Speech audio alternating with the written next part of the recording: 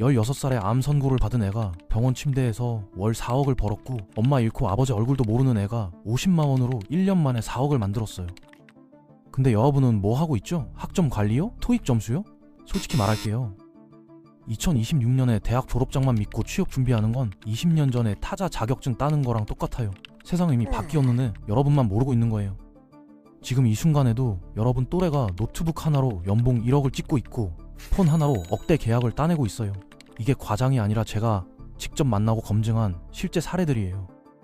문제는 이런 기회가 있다는 걸 몰라서, 알아도 어디서 시작해야 할지 몰라서 그냥 시간만 흘려보내는 사람이 너무 많다는 거죠. 그래서 오늘은 실제로 연 1억 이상 버는 젊은 사람들의 검증된 부업 7가지를 낱낱이 파헤쳐보려고 합니다.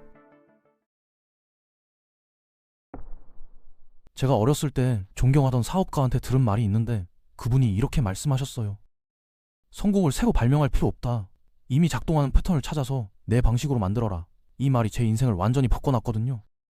그때부터 저는 추측을 멈추고 실제로 돈을 버는 사람들이 뭘 하는지 연구하기 시작했고, 그 결과 여러 개의 부업을 수백 원대 사업으로 키울 수 있었습니다. 그래서 오늘 소개하는 7가지 부업은 전부 실제로 연 1억 원 이상 버는 젊은 사람들의 검증된 방법들이에요. 먼저 이베이 리셀링부터 시작해 볼게요. 카이 타워스라는 청년이 있는데, 이 친구 인생이 정말 험난했어요. 어렸을 때 엄마를 잃었고 아버지는 얼굴도 모르는 상태에서 자랐거든요. 10대 후반에는 막다른 직장에서 하루하루 버티고 있었는데, 어느 날 이대로는 안 되겠다 싶어서 이베이에서 물건을 팔기 시작했습니다. 그랬더니 단 1년 만에 50만 원으로 시작해서 4억 원을 벌어버린 거예요. 이베이가 죽은 플랫폼 아니냐고 물을 수 있는데, 실제 수치를 보면 전혀 아니거든요. 2015년 2분기에만 36달 매출을 기록했고, 이건 전년 대비 6% 성장한 수치입니다.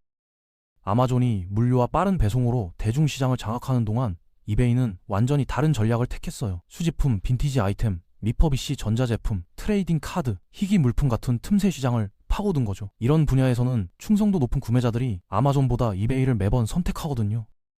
카이가 엄청난 돈을 번 비결도 바로 이거예요. 그는 게이밍 액세서리 틈새 시장을 완전히 장악했는데, 교체용 조이스틱, 레트로 메모리 카드, 게임 실력을 높여주는 컨트롤러 같은 것들을 팔았습니다. 이베이 리셀링의 좋은 점은 배우는데 시간이 별로 안 걸린다는 거예요. 제가 언급한 틈새 시장 중 하나를 골라서 한 달 정도만 플랫폼 운영 방식을 익히면 충분히 시작할 수 있거든요. 자본금도 거의 필요 없습니다. 왜냐하면 지금 여러분 집에 안 쓰는 물건들이 쌓여 있을 텐데, 그게 바로 시작 자본이기 때문이에요. 공급업체한테 물건을 주문하기 전에 집에 있는 안 쓰는 물건들부터 파는 게 훨씬 현명한 전략입니다. 이렇게 하면 리스크 없이 이베이 운영법을 배울 수 있고, 판매 이력과 좋은 후기도 쌓이고, 그 돈으로 더 좋은 재고를 살 수 있거든요. 물론 쉽지는 않아요. 상품 목록을 계속 업데이트하고 가격 경쟁력을 유지해야 하니까 꾸준한 노력이 필요합니다. 하지만 카이처럼 집에 있는 물건부터 시작해서 6자리 수익까지 가는 건 충분히 가능한 일이에요. 두 번째 부업은 브랜드 딜 플리핑인데, 이건 정말 흥미로운 비즈니스 모델이에요. 수이 라멘이라는 청년은 16살에 암 진단을 받았어요. 보통 사람이라면 완전히 무너졌을 상황인데, 이 친구는 병원 침대에서 보내는 시간을 브랜드 딜 플리핑을 배우는데 썼습니다. 브랜드 딜 플리핑이 뭐냐면, 인플루언서와 브랜드를 연결해주고 중간에서 수수료를 가져가는 중개인 부업이에요. 처음에는 아무런 인맥도 없이 시작했는데 6년 반이 지난 지금은 연 50억 원 이상을 벌면서 유비소프트, 넷플릭스, 아사 같은 대기업들과 일하고 있고, 로건 폴이나 스티븐 바틀렛 같은 대형 인플루언서들과도 협업하고 있어요. 이 사업의 기회는 계속 커지고 있는데, 스윗이 처음 시작했을 때는 대기업들한테 온라인 크리에이터에게 돈을 쓰는 게 가치 있다고 설득해야 했거든요. 그때는 인플루언서를 아무도 진지하게 안 봤으니까요. 근데 지금은 완전히 판이 바뀌었습니다. 2025년 5월에 뉴욕타임스가 발표한 자료를 보면 처음으로 미국인들이 케이블이나 지상파 TV보다 스트리밍 콘텐츠를 더 많이 시청하게 됐어요. 그리고 가장 많이 보는 스트리밍 플랫폼이 넷플릭스나 아마존 프라임이 아니라 유튜브였는데, TV 시청률의 12.5%를 차지했고 2위인 넷플릭스는 7.%에 불과했습니다. 그래서 브랜드들이 온라인 크리에이터들한테 그 어느 때보다 많은 돈을 쏟아붓고 있고, 여러분이 그 거래를 중개하는 사람이 되면 상당한 수익을 가져갈 수 있는 거예요. 인플루언서들이 왜 직접 브랜드 딜을 안 하냐고 물을 수 있는데, 세계 최대 기업들을 생각해보세요.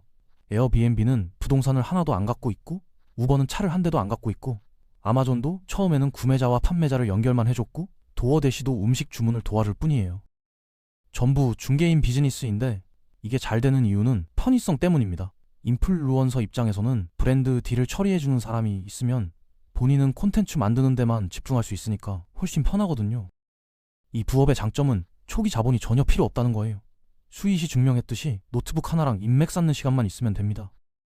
그는 인스타그램에서 크리에이터들을 팔로우하고 추천 기능으로 관련 크리에이터를 찾는 방식으로 시작했는데 몇 시간씩 이 과정을 반복하고 사람들한테 연락하면서 첫 6개월 만에 4천만 원 수익을 냈어요. 가장 어려운 건 처음에 사람들을 설득해서 함께 일하게 만드는 건데 일단 그걸 해내면 월 1,000만 원은 충분히 달성 가능합니다. 예를 들어 한 브랜드가 매달 5명의 인플루언서를 여러분을 통해 섭외하고 각 인플루언서의 평균 딜 금액이 900만 원이고 여러분 마진이 30% 하면 그 브랜드 하나만으로 연 5억 원 매출에 월 1,000만 원 이상의 순수익을 올릴 수 있어요. 세 번째는 영상 편집인데 톰 나트라스라는 청년의 이야기를 해볼게요. 몇 년 전만 해도 그는 대학 기숙사 방에 앉아서 쌓여가는 학자금 대출을 보면서 돈 버는 더 나은 방법이 있을 거라고 생각했어요. 어디서 시작해야 할지 몰랐는데 가장 가까이에 있던 노트북을 잡고 영상 편집을 배우기로 했습니다. 그 하나의 결정이 하기보다 훨씬 가치 있는 기술을 갖게 해줬고 어느새 연 수익 1억 원을 넘기면서 코카콜라, 닌텐도, 짐샤크 같은 대기업들과 인플루언서 콜라보 영상을 편집하고 있었어요. 작은 기숙사 방을 탈출해서 전 세계를 여행하면서 어디서든 일할 수 있는 자유를 얻은 거죠. 숙련된 편집자에 대한 수요는 계속 늘어나고 있는데 현재 영상이 전 세계 인터넷 트래픽의 82.5%를 차지하고 있거든요. 이 말은 기업들이 영상상 콘텐츠를 만들지 않으면 존재감이 없어진다는 뜻이에요. 지금 이 순간에도 기업들은 자신들의 메시지를 사람들이 실제로 보고 싶어하는 콘텐츠로 바꿔줄 사람을 급하게 찾고 있습니다. 실력이 좋아지면 높은 금액을 받을 수 있는데 여러분이 회사의 매출을 직접 올려주는 역할을 하기 때문이에요. AI가 편집자를 대체하지 않을까 걱정할 수 있는데 솔직히 말해서 AI는 클립을 자르고 비트에 맞추는 건 할 수 있어요. 하지만 두 가지를 절대 못합니다. 감정과 혁신이죠. AI는 긴장감을 느끼거나 기대감을 쌓거나 소름 돋는 순간을 포착하는 걸 못해요. 그리고 AI는 혁신을 못하는데 이미 있는 걸 분석해서 복사할 뿐이거든요. 진짜 편집자들은 반대로 해요. 복사하지 않고 창조합니다. 그래서 AI는 편집자들이 많이 쓰는 도구가 될 수는 있어도 대체품은 될 수 없어요. 영상 편집은 하룻밤에 마스터할 수 있는 게 아니지만 배우는데 몇 년씩 걸리지도 않아요. 초보자들이 흔히 하는 실수가 화려한 전환이나 미친 효과에 너무 집중하는 건데 사실 대부분의 클라이언트들은 그런 걸 안 찾거든요. 먼저 기본기를 마스터하는 게 중요합니다.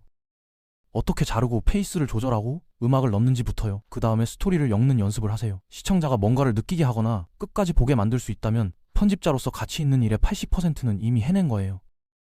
초기 자본도 거의 필요 없는데 웬만한 노트북과 인터넷만 있으면 시작할 수 있거든요. 물론 돈을 모아서 유료 소프트웨어나 더 빠른 노트북이나 저장 공간에 투자할 수 있지만 그건 시작하는데 필수가 아니에요. 제가 아는 최고의 편집자들 중 일부는 1080 인트 영상도 겨우 내보내는 노트북으로 시작했습니다. 완벽한 장비가 갖춰질 때까지 기다리지 마세요. 있는 걸로 시작하고 기술을 배우면 업그레이드는 수입을 따라올 거예요. 처음에는 작은 크리에이터나 사업체의 틱톡이나 릴스 같은 작은 일을 맡게 될 거예요. 근데 그걸 무시하면 안 돼요. 이런 작은 일들이 미래 수익의 기반을 깔아주거든요. 강력한 포트폴리오를 만드는 티켓이고 그게 높은 금액을 주는 클라이언트를 끌어들입니다. 한 달에 여러 클라이언트를 맡으면 월 1,000만 원은 금방 달성할 수 있어요. 네 번째 부업은 브랜디드 드롭시핑인데 지미 바오라는 청년 이야기예요. 얼마 전까지만 해도 그는 대부분의 학생들처럼 돈도 없고 벗어나고 싶은 동네에 갇혀서 어떻게 부자가 될 수 있을지 고민만 하고 있었어요. 돈도 인맥도 경험도 없었고 있는 거라곤 노트북과 약간의 의지뿐이었는데 브랜디드 드롭시핑을 시작하면서 하나씩 배워나갔습니다. 그 결정이 모든 걸 바꿨고 지금은 월 순수익 5천만 원 정도를 꾸준히 올리고 있어요. 드롭시핑은 예전부터 있었지만 브랜디드 드롭시핑이 지금 가장 돈이 되는 방식이에요. 기존 방식보다 훨씬 효과적인데 왜 그런지 설명해 드릴게요. 몇 년 전 기존 드롭시핑 모델은 이랬어요. 누군가 여러분 스토어에 와서 4만 원짜리 제품을 사면 여러분은 알리익스프레스에서 같은 제품을 배송비 포함 1만 3천 원 정도에 사서 고객한테 바로 보내는 거죠. 겉보기엔 쉬운 돈처럼 보이는데 실제로는 그렇게 안 돌아가요. 그 판매를 얻으려고 아마 광고비로 7,000원에서 13,000원을 썼을 거고 환불이나 지연이나 배송 문제까지 처리하고 나면 겨우 푼돈 남기는 수준이거든요. 이게 기존 드롭시핑의 문제예요. 작동은 하는데 취약합니다. 브랜디드 드롭시핑은 모든 걸 바꿔요. 백엔드는 비슷하게 온라인으로 파는 것 같은데 제품을 포지셔닝하는 방식이 완전히 달라요. 신뢰 구축, 더 좋은 웹사이트 디자인, 사람들이 실제로 사용하는 모습을 보여주고 싶어하는 제품 브랜딩에 집중하는 거죠. 그러면 갑자기 4만 원짜리가 푼돈 싸움을 안 해도 되는 10만 원짜리 제품이 됩니다. 사람들이 그 뒤에 있는 브랜드를 믿기 때문에 사는 거예요. 마진은 커지고 환불률은 떨어지고 부업이 더 지속 가능하게 느껴지기 시작해요. 그래서 브랜디드 드롭시핑이 그냥 다음 단계가 아니라 오래가는 부업을 만드는 더 스마트하고 지속 가능한 방법인 거죠. 브랜디드 드롭시핑은 어렵지 않은데 시간이 걸려요. 바로 수익이 나지 않을 거고 그건 완전히 괜찮아요. 이건 빨리 부자 되는 게임이 아니라 시간이 지나면서 꾸준하고 예측 가능한 수입을 만드는 장기 부업이거든요. 가치 있는 모든 일처럼 궤도에 오르려면 몇 달이 걸립니다. 실제 여정은 이래요. 첫 달은 시작하는 거예요. 스토어 만들고 아이디어 테스트하고 조각들이 어떻게 맞춰지는지 파악하는 거죠. 작은 성공도 있고 짜증나는 실패도 있을 텐데 그게 과정의 일부예요. 둘째 달에는 감이 잡히기 시작해요. 데이터도 있고 뭐가 작동하는지 배웠고 이제 실제로 결과가 나오는 것에 집중할 차례입니다. 셋째 달에는 성장으로 기여를 바꿔요. 이쯤 되면 아마 첫 판매도 했고 어쩌면 첫 50명에서 100명의 고객도 생겼을 거예요. 그게 컨셉 증명이에요. 이제 광고를 확장하고 수익을 재투자하고 더 크게 생각할 때입니다. 그리고 6개월쯤 되면 꾸준히 하고 계속 배웠다면 매달 안정적인 수익을 내는 스토어를 갖게 될 거예요. 드롭시핑이 아름다운 점은 판매가 이루어지기 전까지는 제품 비용을 안 내도 된다는 거예요. 유일하게 기억할 건 결제가 정산되는데 약간의 지연이 있을 수 있다는 건데 그게 리스크의 전부예요. 월 1,000만 원 버는 게 대부분이 생각하는 것보다 훨씬 쉬운데 분석해 볼게요. 월 1,000만 원은 하루 약 33만 원이에요. 이제 각 판매당 비용 빼고 약 3만 원 수익이 나는 브랜디드 드롭시핑 스토어를 운영한다고 상상해 보세요. 하루 30만 원을 달성하려면 하루에 11개에서 12개 정도만 팔면 되는 거예요. 수백 명의 고객이나 거대한 팔로워가 아니라 말 그대로 여러분 스토어를 찾아서 실제 문제를 해결해주는 제품을 사는 소수의 사람들인 거죠. 다섯 번째 부업은 브랜드 아이덴티티예요. 잭 왓슨이라는 청년은 돈 없이 자랐고 학교 졸업 후 싫어하는 회계 직장에 갇혀서 영혼 없는 사무실에서 인생이 지나가는 걸 지켜보고 있었어요. 상황을 바꾸려면 계획이 필요하다는 걸 알았고 그래서 6개월 동안 손에 잡히는 모든 걸 연구하고 읽고 보면서 틀어박혀 있었습니다. 그때 브랜드 아이덴티티라는 걸 발견했고 6개월 후에는 마이너스 통장에서 첫 월 2,500만 원을 찍었어요. 브랜드 아이덴티티가 정확히 뭐고 왜 뜨고 있는지 설명하면 어떤 회사가 여러분한테 와서 이렇게 말한다고 상상해 보세요. 사람들이 우리를 바로 알아보게 하고 싶어요. 보기만 해도 우리가 누구고 뭘 대표하는지 알게 해요. 그게 브랜드 아이덴티티가 필요한 상황이에요. 여러분의 일은 그 사업의 전체 룩앤필을 디자인하는 거예요. 로고와 색상부터 폰트, 이미지, 그리고 바로 알아볼 수 있게 만드는 전체적인 스타일까지요. 그리고 이게 사람들이 브랜드를 어떻게 보는지, 궁극적으로 사업이 얼마나 버는지에 직접 영향을 주기 때문에 지금 그래픽 디자인 세계에서 가장 수익성 좋은 분야 중 하나예요. 문제는 빠른 로고나 소셜미디어 템플릿에 7만 원 받는 디자이너는 수천 명인데 브랜드를 전문적이고 신뢰할 수 있게 느끼게 만드는 풀 패키지를 제공하는 사람은 아주 적다는 거예요. 그래서 브랜드 아이덴티티 시장이 최근 몇 년간 폭발적으로 성장해서 2024년에 130억 달러 이상으로 평가됐고 2032년까지 550억 달러에 이를 것으로 예상되고 있어요. 심지어 정부도 이쪽에 뛰어들고 있는데 영국 정부 사이트의 옛날 로고와 새 로고를 보면 리디자인에 얼마 썼는지 아세요? 1만 3천 달러? 7만 달? 13만 달러? 아니요, 85만 달러 정도. 하나로 약 11억 원이에요. 충격적이죠? 하지만 이분에 엄청난 기회가 있다는 걸 보여줘요. 특히 나도 저거 할 수 있겠다고 생각하고 있다면요. 브랜드 아이덴티티는 시간이 걸리는 부업이에요. 모든 프로젝트가 새로운 걸 가르쳐주고 감이 잡히면 진짜 돈을 받을 수 있는 종류의 일이거든요. 하지만 노트북만 있으면 돈을 쓰지 않고 시작할 수 있어요. 여기서 진짜 투자는 확실히 돈이 아니라 시간이라서 학생들한테 딱이에요. 월 1,000만 원 버는 게 실제로 매우 달성 가능한데 잭은 이걸 몇 년밖에 안 했는데 지금은 프로젝트 하나에 1,300만 원을 받거든요. 근데 여러분이 풀 브랜드 아이덴티티 패키지에 310만 원을 받는다고 치면 월 1,000만 원 찍으려면 한 달에 3명의 클라이언트만 있으면 돼요. 여섯 번째 부업은 쇼폼 콘텐츠 전략이에요. 노아 브라일리는 그냥 평범한 학생으로 소셜미디어를 무한 스크롤하고 있었는데 어느 날 수동적으로 소비하는 대신 뭐가 콘텐츠를 터지게 하는지 연구하기 시작했어요. 사람들을 멈추고 보게 만드는 모든 훅, 캡션, 전환을 기록하면서 바이럴을 이끄는 정확한 공식을 찾을 때까지 했습니다. 코드를 해독하고 나서 틱톡에서 테스트했더니 작동했어요.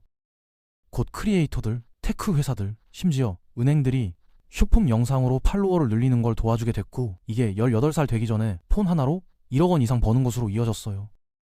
진실은 쇼폼 콘텐츠가 그냥 트렌드가 아니라 미래라는 거예요.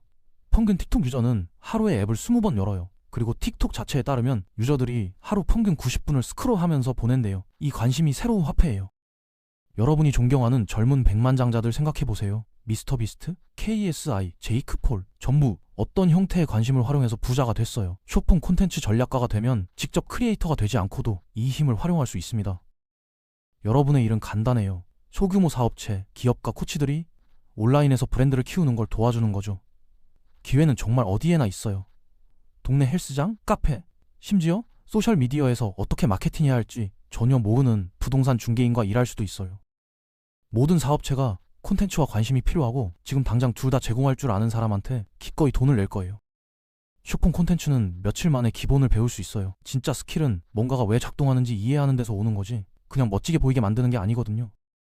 하루에 1시간만 분석하고 만드는 데 써도 대부분이 완전히 놓치는 패턴을 발견하기 시작할 거예요. 필요한 건 폰뿐이고 대부분은 아마 지금 이 영상을 폰으로 보고 있을 거예요. 월 1,000만 원 버는 게 얼마나 쉬운지는 어떻게 청구하느냐에 달려 있어요. 실력이 좋아지면 고정 수수료, 즉 결과와 상관없이 받는 금액과 함께 조회수 보너스라는 걸 청구하는 게 좋아요. 이건 영상이 바이럴되면 받기로 합의한 보너스예요. 대부분의 클라이언트들이 이걸 받아들이는데 여러분 둘 다 같은 목표를 갖게 되고 영상이 터지게 더 열심히 일하도록 인센티브를 주거든요. 한 달에 바이럴 영상 몇 개만 만들면 월 1,000만 원은 충분히 달성 가능해요. 마지막 7번째 부업은 투자예요. 아시다시피 저도 아무것도 없이 시작해서 20대에 백만장자가 되는 사업들을 만들었어요. 하지만 진짜 다음 레벨로 데려다준 건 투자였습니다. 제 투자는 현재 주당 2,000만 원 이상의 패시브 인컴을 가져주고 있어요. 그래서 저는 진심으로 투자가 모두가 가져야 할 부업이라고 믿어요. 뭘 하든 상관없이요. 왜냐하면 돈이 여러분을 위해 일하지 않으면 여러분은 항상 돈을 위해 일하게 될 거니까요. 투자는 인덱스 펀드 같은 걸로 시작하는 건 간단하지만 개별 주식을 고르려면 기술적 분석과 기본적 분석을 마스터해야 하는데 시간이 걸려요. 하지만 대부분의 투자 플랫폼들이 이제 1달러나 1,000원으로 시작할 수 있는 부분 주식을 제공해요. 월 1,000만 원 버는 건 달성하는데 여러 해가 걸릴 수 있어요. 하지만 달성하면 추가 노력이 전혀 필요 없는 진정한 패시브 인컴이에요. 자, 이렇게 2026년 학생들이 시작할 수 있는 7가지 부업을 알아봤는데요. 이 모든 부업의 공통점이 뭔지 아세요? 전부 특별한 배경이나 인맥이나 큰 잡어 없이 시작했다는 거예요. 노트북 하나, 콘 하나, 그리고 배우겠다는 의지만 있으면 됐어요. 여러분이 지금 어떤 상황에 있든 학자금 대출에 허덕이고 있든 알바로 겨우 버티고 있든 아니면 그냥 더 나은 미래를 원하든 이 중 하나는 분명히 여러분한테 맞을 거예요. 중요한 건 완벽한 타이밍을 기다리지 않는 거예요. 완벽한 타이밍은 없거든요. 그냥 시작하는 거예요. 실수도 하고 배우고 조금씩 나아지는 거죠. 제가 존경하던 그 사업가 말처럼 성공을 새로 발명할 필요 없어요. 이미 작동하는 패턴을 찾아서 여러분 방식으로 만들면 되는 거예요.